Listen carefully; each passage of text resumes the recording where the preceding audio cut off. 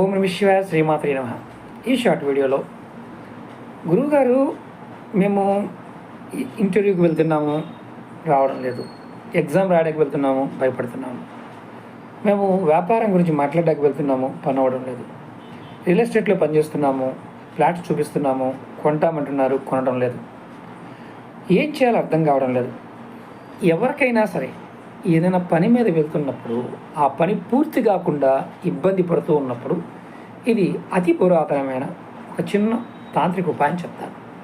ఇది ఎవరైనా చేయవచ్చు. అంటే చదువుకునేవారు, పిల్లలతో సాయంత్రం చేయవచ్చు. అనుకున్న పని అవ్వడానికి మీరు అంటే ఉద్యోగం ఇంటర్వ్యూకి వెళ్తున్నప్పుడైనా చేయొచ్చు, వ్యాపారం మాట్లాడడానికి వెళ్తున్నప్పుడు చేయొచ్చు, పెళ్లి సంబంధాలు మాట్లాడడానికి వెళ్తున్నప్పుడు చేయొచ్చు. అలాగే ఎవరితోనైనా సరే మంచి పని చేయడానికి వెళ్తున్నప్పుడు చేయొచ్చు.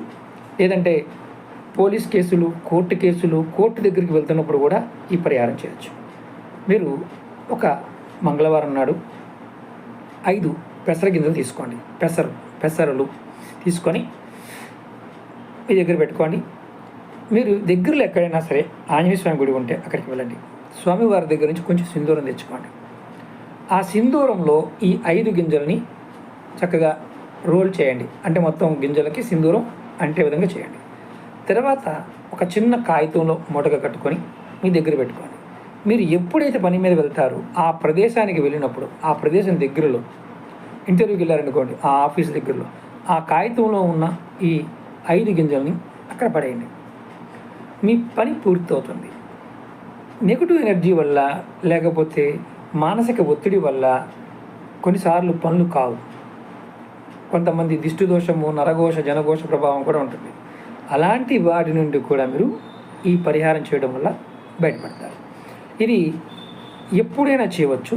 ఇది మంగళవారం నాడు సింధూరం తెచ్చుకోండి. వీలైతే మిగతా సమయంలో మీ ఇంటి దగ్గర పెట్టుకోండి.